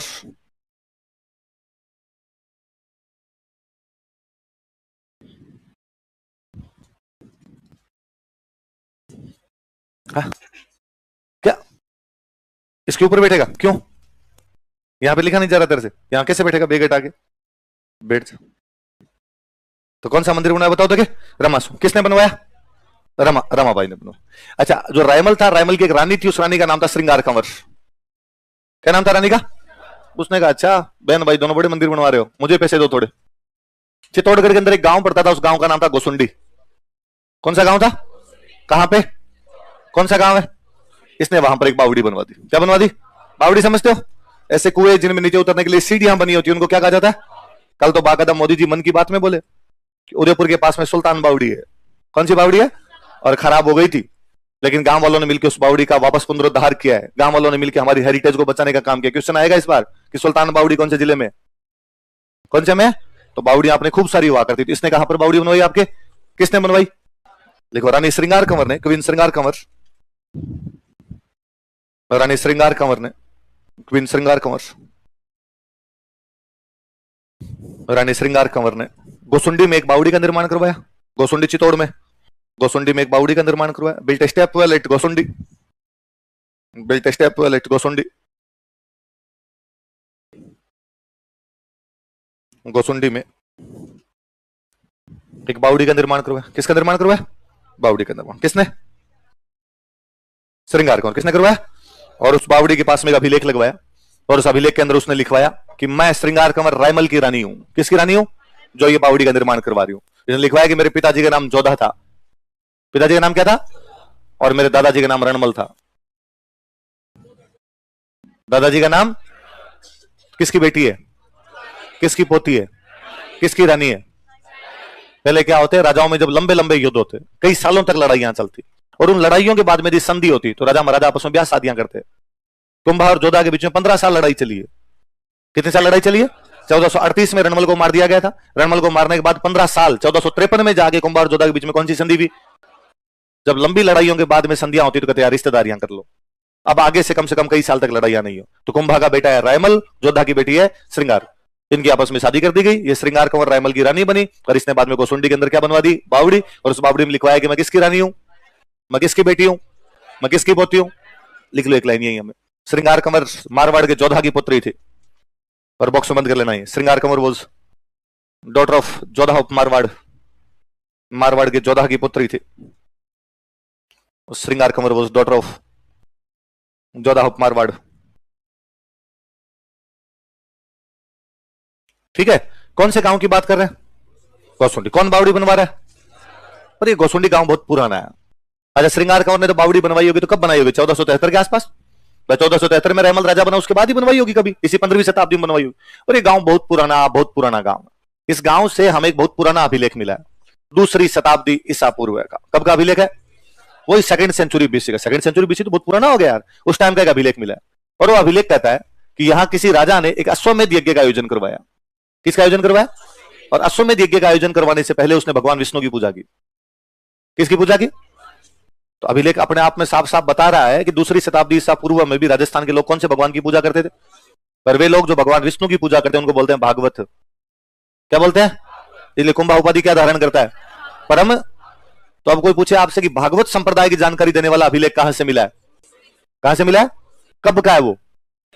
दूसरी शताब्दी। बावड़ी का, श्रृंगार कंवर का, रायमल का, कुंभा का, उससे कोई भी लेना देना। इसी गांव के अंदर है, इसी गांव में बावड़ी और इसी गांव में वो एक अभिलेख मिला। अलग है वो अभिलेख, बावड़ी के पास में नहीं, बावड़ी से दूर एक अभिलेख मिला, पर वो बताता है कि दूसरी शताब्दी ईसा पूर्व में भी यहाँ के लोग क्या माना करते थे? भगवान विष्णु की पूजा करते थे। भगवान विष्णु की पूजा करने वाले लोगों को क्या बोलते हैं? तो कौन से संप्रदाय के लोग थे वो? और एक राजा ने कौन सा यज्ञ करवाया था? बाकायदा राजा का नाम लिखा हुआ है कि राजा का नाम था सर्वतात। क्या नाम था? लिखा हुआ गज वंश का राजा था। कौन से वंश का राजा था? तो हो सकता है उस समय कोई वंश रहा हो जिस वंश का नाम क्या रहा हो? गज, और उसके राजा का नाम क्या रहा हो? और उसने कौन सा यज्ञ करवाया हो? अश्वमेध का आयोजन करवाया हो। और अश्वमेध का जब उसने आयोजन करवाया तब उससे पहले किसकी पूजा की हो? किसकी? भगवान विष्णु। और भगवान विष्णु की पूजा करने वाले लोगों को क्या बोलते हैं? भागवत बोलते हैं। इसका मतलब वो क्या रहा होगा? भागवत। तो कौन से संप्रदाय की जानकारी मिलती है? क्या है सुनील आज? अच्छा, नीचे कोई काम चल रहा है लाइट का? अब जनरेटर चलेगा? पहले लाइट आ गई थी या क्या था? हाँ चलो ठीक, लिखो अपना गोसुंडी अभिलेख। नहीं दिख रहा? पर्दे हटा दो भाई, जो पर्दों के पास बैठे हैं वो अपनी ड्यूटी निभाएं। गोसुंडी अभिलेख, गोसुंडी इंस्क्रिप्शन, गोसुंडी अभिलेख, गोसुंडी इंस्क्रिप्शन। कौन सी शताब्दी ईसा पूर्व का बताओ देखें? लिखो, यह है दूसरी शताब्दी ईसा पूर्व का अभिलेख है। It is an inscription of second century BC. यह है दूसरी शताब्दी ईसा पूर्व का एक अभिलेख है। It is an inscription of second century BC. यह है दूसरी शताब्दी ईसा पूर्व का अभिलेख है। It is an inscription of second century BC. यह राजस्थान का प्राचीनतम अभिलेख है। It is an oldest inscription of Rajasthan. यह राजस्थान का प्राचीनतम अभिलेख है। It is an oldest inscription of Rajasthan, जो भागवत संप्रदाय की जानकारी देता है। Which provides information about Bhagwat sect, जो भागवत संप्रदाय की जानकारी देता है। भागवत समझ जाओगे?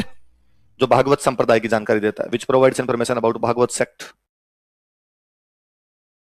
जो भागवत संप्रदाय की जानकारी देता है। Which provides information about Bhagwat sect, किसकी जानकारी देता है? भागवत संप्रदाय की जानकारी देता है। कौन सा अभिलेख है वो? लिखो, इस अभिलेख के अनुसार अकॉर्डिंग टू दिस इंस्क्रिप्शन, इस अभिलेख के अनुसार अकॉर्डिंग टू दिस इंस्क्रिप्शन,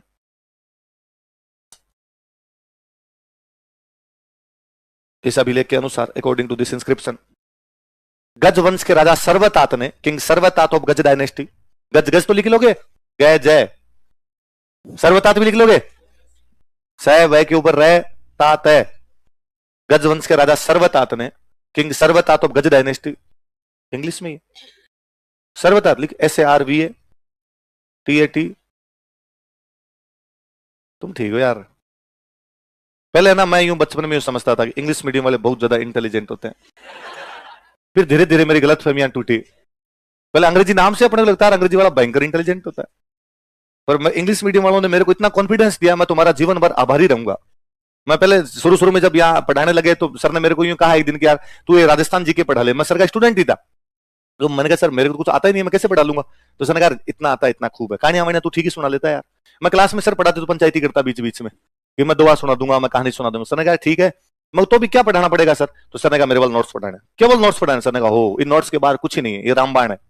मैं ठीक है, नोट्स तो पढ़ा दूंगा। तो अपने दिल्ली नोट्स याद करके आते, क्लास में बोल देते, एक दो बैच में बोल देते, मैं याद हो गए तो बाद में पढ़ने की भी आवश्यकता नहीं पड़ी। मैंने सर कहा सर इंग्लिश वाला क्या करना है? सर ने कहा इंग्लिश मीडियम वाले जाने, उनका काम जाने, तू तो हिंदी में पढ़ा देना, वो अपने आप लिख लेंगे। तो अपने लगा यार वेरी गुड, कितने इंटेलिजेंट बच्चे हैं। 100 लोग क्लास के अंदर 10 इंग्लिश मीडियम वाले होते हैं। उन्होंने मेरे से कभी पूछा नहीं, मैंने कभी इंग्लिश में बोला नहीं। अब उसके बाद थोड़ी संख्या बढ़ गई, वो 10 से हो गए 20, 100 में से 20 लोग हो गए। तो वो मेरी तरफ देखते कभी कभी कि जीवड़ा कभी तो थोड़ा बहुत बोल रहे है ना, ऐसे क्या एकदम ही कुछ नहीं बोलता। मैंने सर को वापस कहा सर अब क्या करूं, ये मेरी तरफ देखते रहते हैं ऐसे। तो सर ने कहा तू ना टर्मिनोलॉजी याद कर ले, जैसे अभिलेख को इंस्क्रिप्शन कहते हैं, तो यार तू अभिलेख बोलता है इंग्लिश मीडियम वाले बच्चे क्या पता चले अभिलेख का मतलब कहता हूँ, हाँ ये सही है। तो मैंने वो टर्मिनोलॉजी याद करनी शुरू की कि वंश को डायनेस्टी कहते हैं, किले को फोर्ट कहते हैं, ऐसे छोटे मोटे वर्ड याद कर ले। तो वो कभी मेरी तरफ देखते, मैं जैसे ही कहा कि मैं गोसुंडी अभिलेख, तो गोसुंडी लिख लेता, फिर मेरे कहता तो मैं कह देता इंस्क्रिप्शन। तो ज्यादातर तो मुझे आ जाते हैं, नहीं आते तो फिर मैं किसी दूसरे इंग्लिश मीडियम वाले को कहता यार इसको क्या कहते हैं बता दे इसको तो आपस में एक दूसरे को बता दिया करते। अपनी दुकानदारी फिर चल रही थी। फिर आपकी संख्या बढ़ गई होगी 30%। मैंने सर को, सर अब क्या करूं, अब तो ये ज्यादा ही देखने लग गए, मतलब ये तो कहते घुसुंडी भी नहीं लिखना आ रहा है। तो सर ने कहा कि तो तू लिख दे, मेरे को तो खुद को ही नहीं लिखना आ रहा है तो मैं कहां से लिख दूं। तो सर ने कहा फिर तू एक काम कर, इनको नोट्स बांट दे, और इंग्लिश मीडियम वालों का कि तुम्हारे पास नोट्स पड़े देखते रहो, और नोट्स में से देख देख के लिखते रहो, या नोट्स में से देख लो, हिंदी में लिखवा दिया कर और इंग्लिश के अपने नोट्स बांट दे। तो अपने हिंदी में लिखवा देते, इंग्लिश वालों के पास पहले से नोट्स रहते, वो चुपचाप अपने नोट्स में पॉइंट मार्क करते रहते। अब दिक्कत आई जब सर ने मेरी क्लास लगानी शुरू कर दी।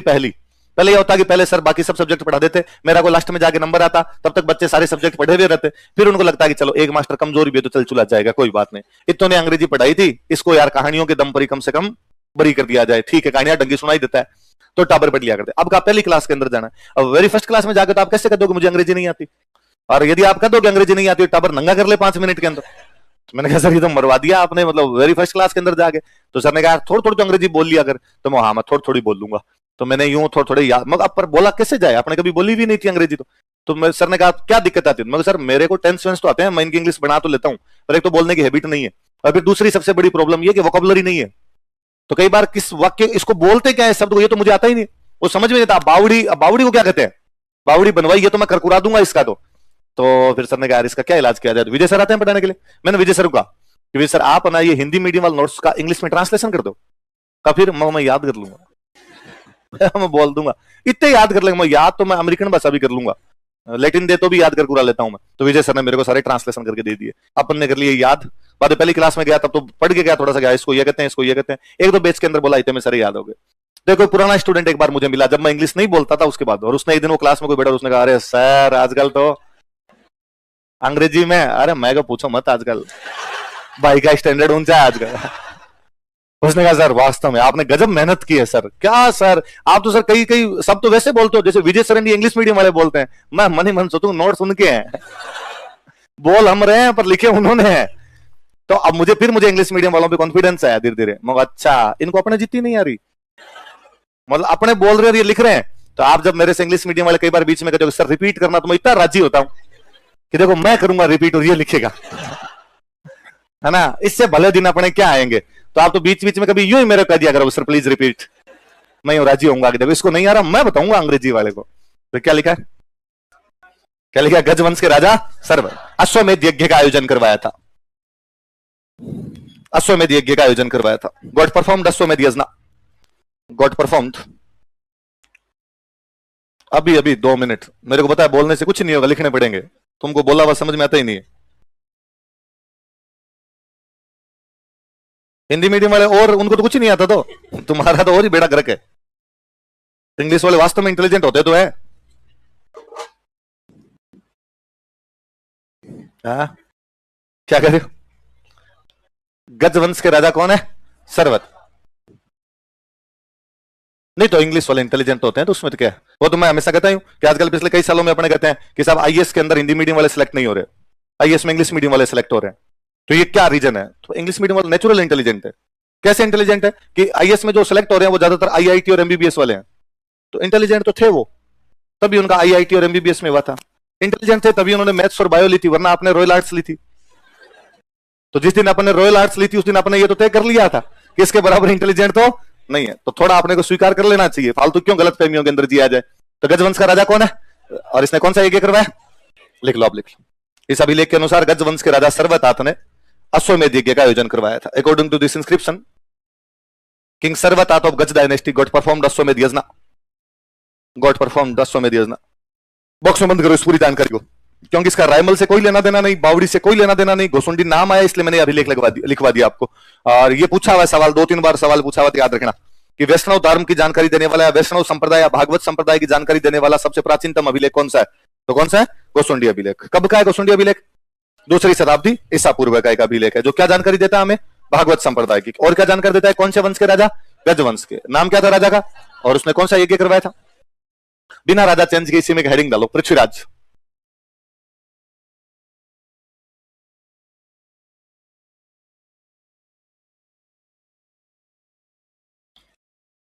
बिना राजा चेंज के लिखो पृथ्वीराज, लिखो यह रायमल का बेटा था, he was son of Raimal.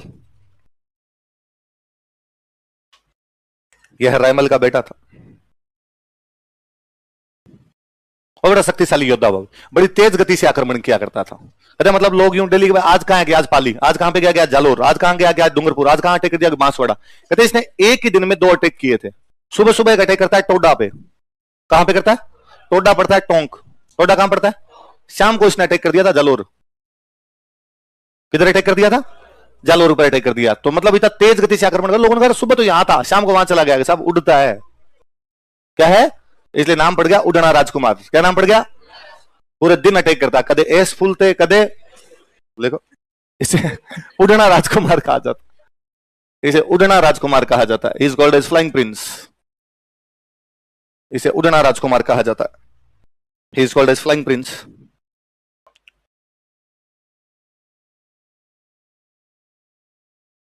उड़ना राजकुमार कहा जाता है, is called as flying prince. क्या कहा जाता है इसको, उड़ना राजकुमार कहा जाता है। इसकी एक रानी थी, उस रानी का नाम था तारा। क्या नाम था, अजमेर के किले में रहती थी, इसलिए अजमेर के किले का नाम हो गया तारागढ़। क्या नाम हो गया, लिखो, इसकी रानी तारा के कारण, due to his queen Tara, इसकी रानी तारा के कारण, due to his queen Tara, due to his queen Tara, इसकी रानी तारा के कारण अजमेर किले का नाम तारागढ़ पड़ गया। Ajmer fort was named as Taragarh, Ajmer fort was named as Taragarh. Ajmer किले का नाम तारागढ़ पड़ गया। इसका मतलब है राजस्थान में 2 तारागढ़ है, एक अजमेर वाला तारागढ़ है, एक बूंदी वाला तारागढ़ है। बूंदी वाले तारागढ़ को तारागढ़ इसलिए कहते हैं क्योंकि वो दूर से देखने पे कैसा दिखाई देता है, तारे जैसे, जो कि किसने बनवाया था, बरसिंह। अजमेर वाले को तारागढ़ इसलिए कहते हैं क्योंकि यहाँ पे उड़ना राजकुमार पृथ्वीराज की कौन सी रानी रहती थी, तारा। ये किला बनवाया हुआ किसका, अजय राज। किसका बनवाया हुआ, अजय राज ने बनवाया था, इसलिए किले का नाम था अजय मेरूगढ़। क्या नाम था, लेकिन रानी तारा रहने लग गई बाद में, इसलिए नाम क्या पड़ गया। ये सवाल खूब बार पूछा हुआ कि राजस्थान में तारागढ़ के किले कौन कौन सी जगह पर है, अजमेर और बूंदी, याद रह जाएगा। ये जो पृथ्वीराज था, लिखना मत, सुनना एक बार बात, इसकी एक बहन थी, उस बहन का नाम था आनंदाबाई। क्या नाम था, और इसकी शादी सिरोही के एक राजा के साथ की हुई थी, सिरोही के राजा का नाम था जगमाल देवड़ा। क्या नाम था, किसकी शादी, किसके साथ की हुई, आनंदाबाई किसकी बहन है, पृथ्वीराज की बहन। ये जगमाल देवड़ा सिरोही वाला आनंदाबाई को कोई परेशान करता था, तो आनंदाबाई ने एक बार पृथ्वीराज को मैसेज कर दिया, भैया ये मेरे को परेशान करते रहते हैं, कहते हैं 4 व्हीलर नहीं लेके आई थी तू।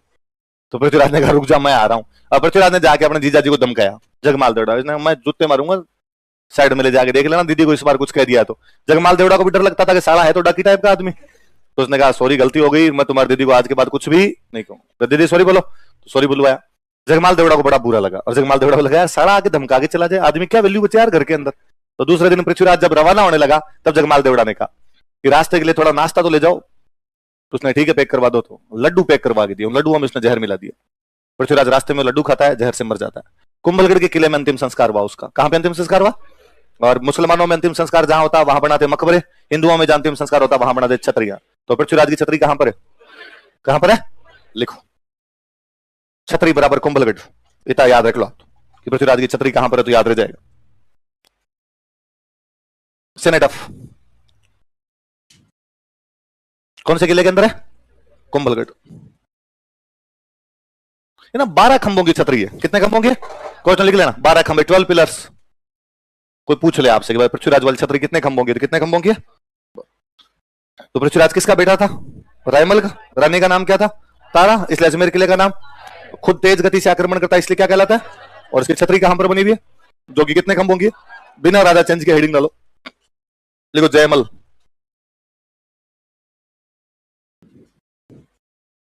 जयमल लिखो, यह भी रायमल का बेटा था। He was also son of Raimal, यह भी रायमल का बेटा था। He was also son of Raimal. एक लाइन लिख लो फिर मैं समझाता हूं। यह सोलंकियों के खिलाफ लड़ता हुआ मारा गया था। He died while fighting against Solankis. He died while fighting against Solankis. यह सोलंकियों के खिलाफ लड़ता हुआ मारा गया था।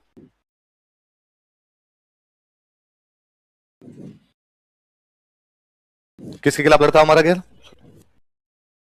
सोलंकियों के खिलाफ लड़ता हुआ मारा गया। सुनना देखो बात, अपने टोंक में अभी जो मैं जगह बता रहा था, जगह का नाम है टोडा।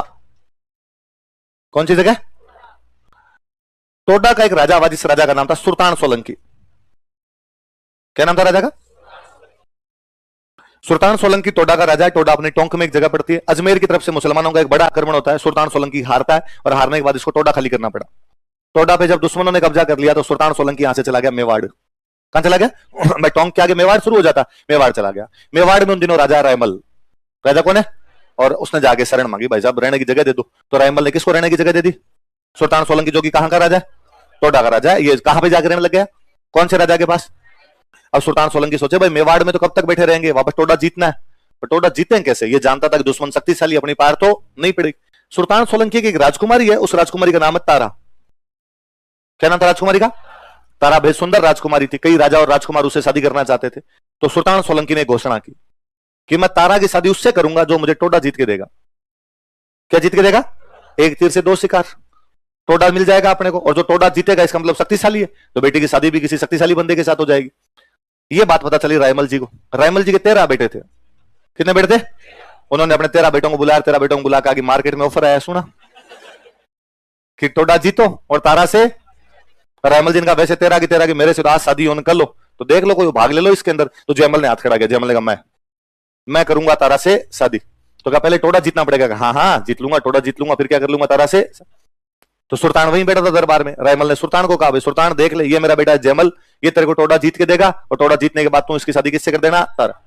सुल्तान बेचारा राजी हुआ। सुल्तान ने कहा सगाई तो आज ही पक्की, सगाई तो आज ही मान ली जाए, और जब ये टोडा जीत के देगा तब हम इसकी तारा से क्या कर देंगे? सद।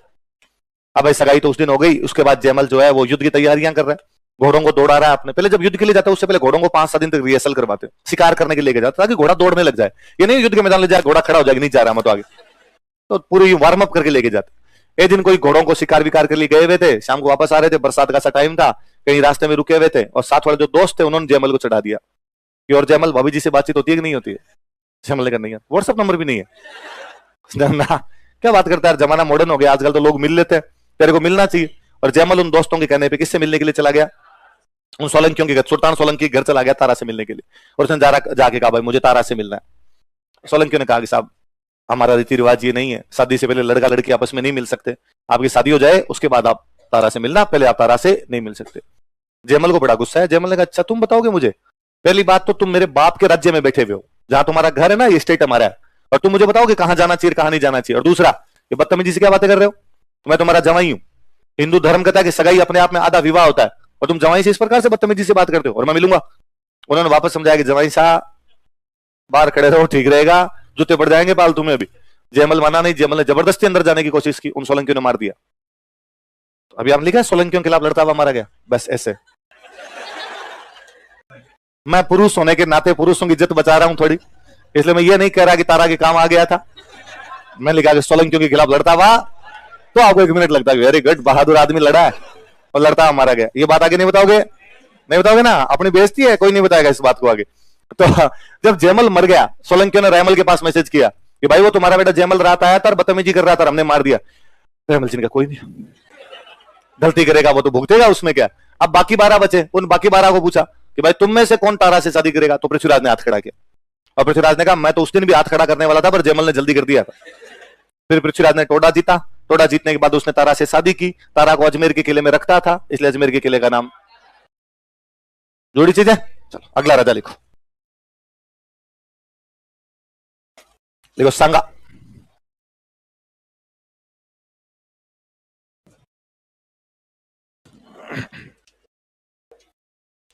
हराना सांगा।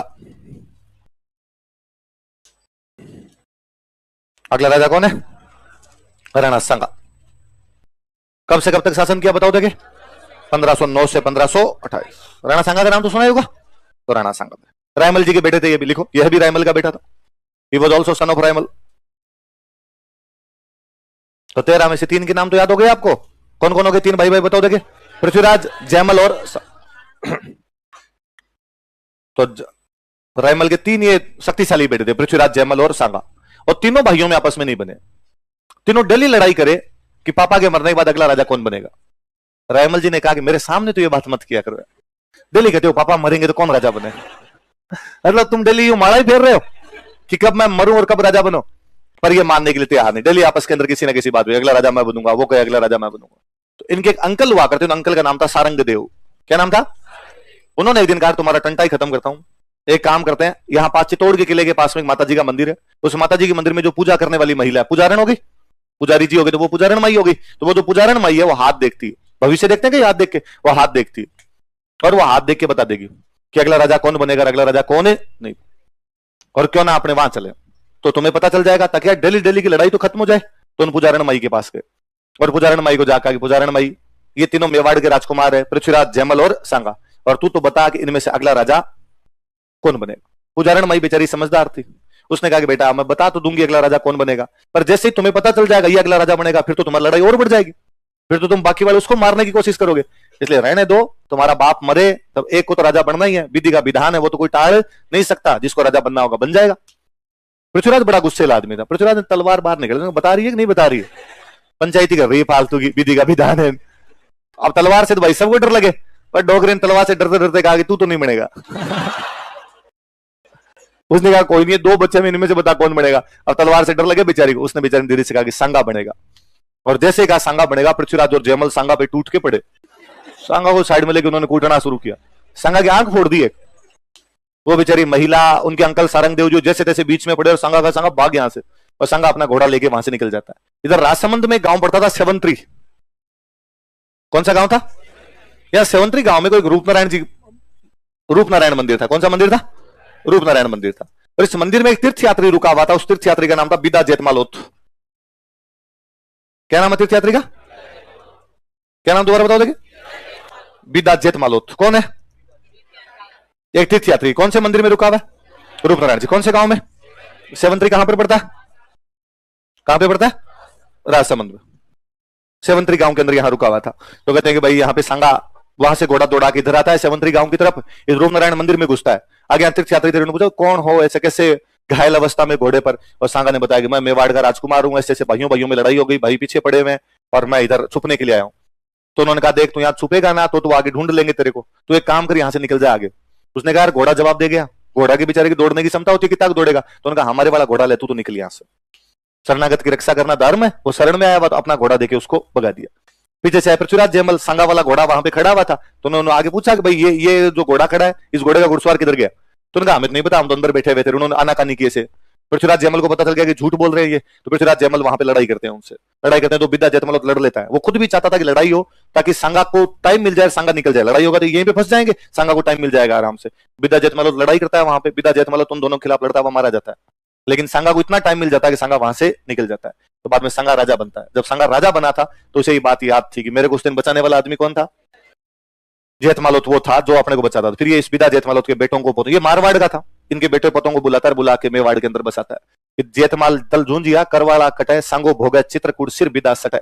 चित्रकूट बोलते चित्तौड़ को, चित्तौड़ क्या बोलते, सांगो भोगे चित्रकूट, सांगा चित्रकूट पे राज कर रहा, भोगना मतलब होता है राज करना, भोगना मतलब क्या था, तो सांगो भोगे चित्रकूट, सांगा चित्रकूट पे क्या कर रहा है, राज। सिर बिदा सटे, सटे मतलब होता है बदले में, सटे मतलब क्या होता है, गांव में कहते हैं आटो साटो, अदला बदली, किसी भी चीज की अदला बदली होती है क्या बोलते हैं, आटो साटो। सिर, सिर मतलब गर्दन, बिद्दा सटा है, बिद्दा के सिर के बदले में सांगा कहां पे राज कर रहा है, चित्तौड़ पे। तो वो बिद्दा कौन था, पूरा नाम क्या था उसका, कौन से गांव में सांगा की रक्षा करता, लिखो सेवंत्री नामक गांव में, एट विलेज नेम्ड सेवंत्री, सेवंत्री नामक गांव में, एट विलेज नेम्ड सेवंत्री, राजसमंद में है ना। बिद्दा जेतमालोत ने सांगा की रक्षा की, बिद्दा जेतमालोत प्रोटेक्टेड सांगा, बिद्दा जेतमालोत ने सांगा की रक्षा की।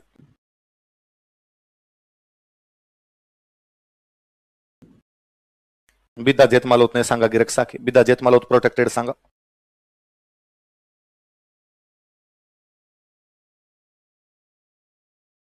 फिर सांगा यहां से निकल के अजमेर की तरफ आता है, और अजमेर में अपने एक जगह पड़ती है श्रीनगर। कौन सी जगह पड़ती है, अजमेर में है ना। और यहां पर एक बंदा था करमचंद पंवार, कौन बंदा है, और सांगा ने इसके पास आगे शरण ली, भाई करमचंद तू मेरे को शरण दे दे, मेरे कभी अच्छे दिन आएंगे तब मैं तेरा ध्यान रख लूंगा। तो सांगा को शरण कौन देता है, लिखो श्रीनगर के करमचंद पंवार ने, श्रीनगर अजमेर में, करमचंद पंवार ऑफ श्रीनगर, श्रीनगर के करमचंद पंवार ने सांगा को शरण दी थी, गेव शेल्टर टू सांगा, सांगा को शरण दी थी, गेव शेल्टर टू सांगा।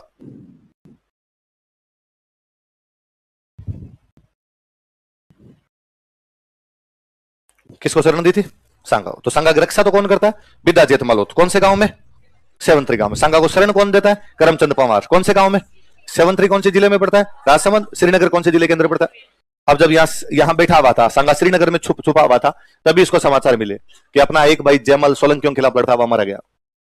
तभी इसको समाचार मिला कि अपना दूसरा भाई पृथ्वीराज जगमाल देवड़ा के जहर वाले लड्डू खा के मर गया। रास्ते में दो ही रोडे थे, या तो जयमल राजा बनना चाहता है या कौन बनना चाहता है, पृथ्वीराज। दोनों मर गए तो संगा वापस में वाड़ गया। रायमल जी अभी तक जिंदा है, रायमल जी अभी तक बैठे हुए, और संगा ने वापस जाकर डैडी मैं आ गया। कहां था रहा तू इतने दिन? उन्हें हमें श्रीनगर घूमने के लिए गया हुआ था। मुझे लगता है रायमल जी को लगा हुआ श्रीनगर मतलब वो कश्मीर वाला, वहां घूमने गए। जब संगा अपने कहां बैठा हुआ था, अजमेर।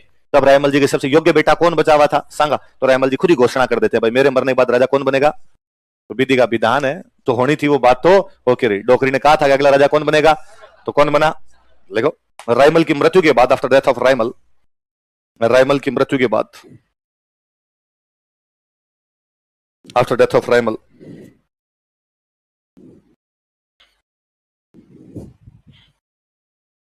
संगा मेवाड़ का राजा बना। संगा बिकेम किंग ऑफ मेवाड़। संगा मेवाड़ का राजा बना।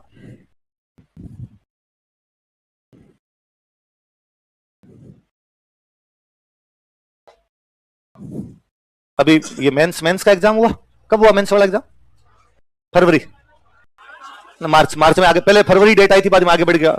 पहले है ना, पहले कब, पहले फरवरी थी, बाद में मार्च हुई थी वो डेट शायद। तो पहले जब फरवरी वाली वो जब डेट आ रखी थी, तो उससे पहले हमें दिलीप सर ने कहा सबको लोगों को, यार मेंस वाले बच्चे इनकी रिवीजन क्लासें लगाओ, इनको रिवीजन कराओ। कैसे कराएं सर रिवीजन? तो कहा एक दिन में पॉलिटी, एक दिन में इकोनॉमी, एक दिन के अंदर हिस्ट्री, तो 4-5 दिन में मोटे मोटे सब्जेक्ट होंगे उनका, तो रिवीजन हो जाएगा।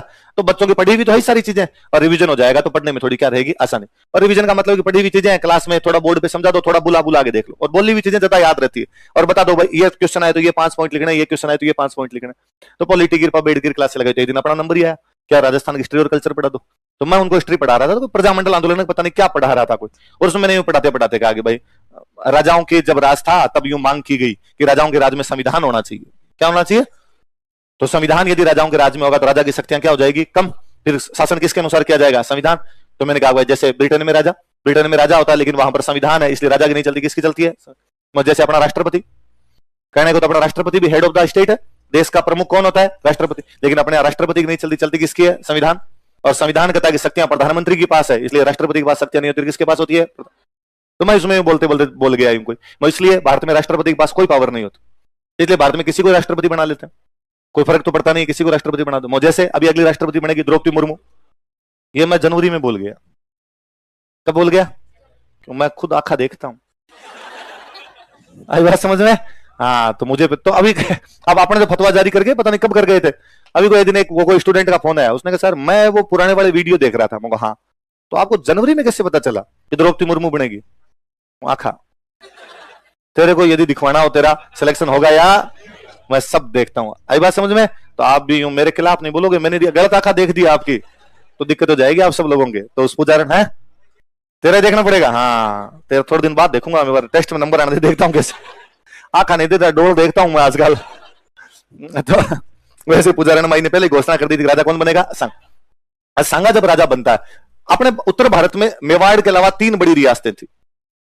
एक बड़ी रियासत हुआ करती दिल्ली। बड़ी रियासत कौन सी है? 2 अपने अगल बगल वाली, एक तो मालवा और दूसरी कौन सी आपके गुजरात। कौन कौन सी? 3। राजस्थान से बाहर अपने 3 बड़ी रियासतें हैं जो यूं टक्कर वाली रियासतें हैं उत्तर भारत में। कौन कौन सी? दिल्ली, मालवा और गुजरात। संगा जब 1509 में राजा बना, तब दिल्ली में एक सुल्तान हुआ करता, उसका नाम था सिकंदर लोदी। क्या नाम था दिल्ली के सुल्तान का?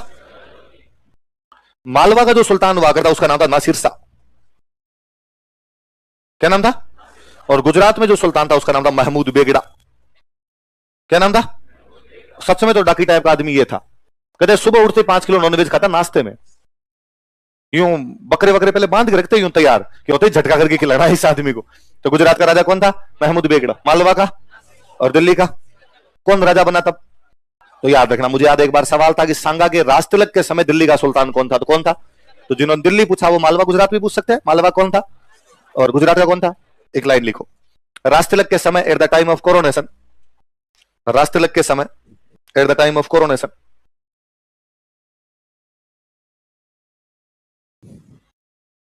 उसके आगे डेस्क लगा के ये उतार लो, समझ में आ जाएगी ना बात। या लिखवाऊं दिल्ली का सुल्तान ये था, पल्ले पड़ी जाएगी बातें आपके। मैं बता दूंगा ऐसा सवाल क्यों पूछ लिया गया था, ये भी बता देता हूं मैं। राजतिलक के समय at the time of coronation Delhi में राजा कौन है? सिकंदर लोदी। मालवा में राजा कौन है? नासिर शाह। और गुजरात का राजा कौन है? महमूद बेगड़ा।